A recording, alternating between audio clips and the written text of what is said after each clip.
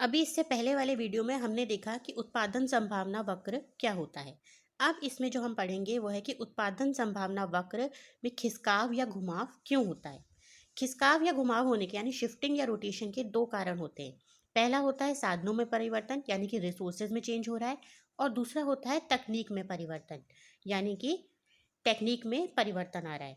तो अगर हम पहला देखें कि साधनों में परिवर्तन देखिए दो तरीके से हो सकता है। साधन में या तो वृद्धि हो सकती है या तो साधन में कमी हो सकती है।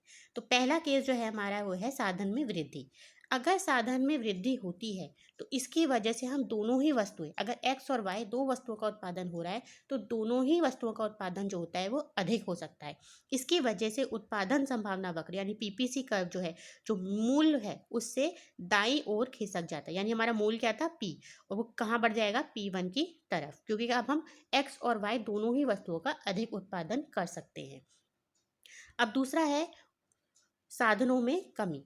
साधनों में कमी होने के कारण हम दोनों ही वस्तुओं x और y दोनों में ही कमी आ जाती है, क्योंकि हमारे साधन कम हो गए हैं तो अब हम उत्पादन कम कर सकते हैं। ऐसे में उत्पादन संभावना वक्र जो है वो P से कहाँ आ जाएगा, नीचे की ओर खिसक जाएगा, यानी बाईं ओर खिसक जाएगा। यानी अब दोनों ही वस्तुओं का कम उत्पादन हो सकता है। दूसरा हमारा जो कारण था वो था तकनीक में परिवर्तन। तकनीक में परिवर्तन देखो, यह इसके तीन केसेस हो सकते हैं।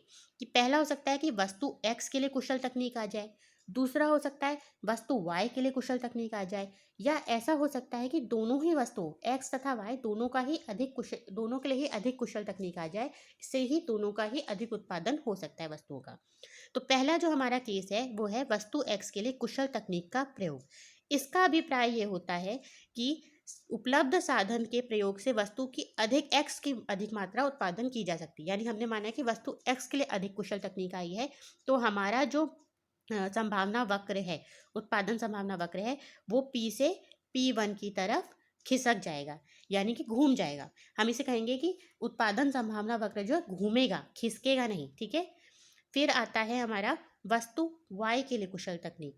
अगर वस्तु Y के लिए कुशल तकनीक आएगी तो हमारा जो उत्पादन संभावना वक्र है वो P से P1 की तरफ घूम जाएगा, क्योंकि अब Y का उत्पादन ज़्यादा हो सकता है।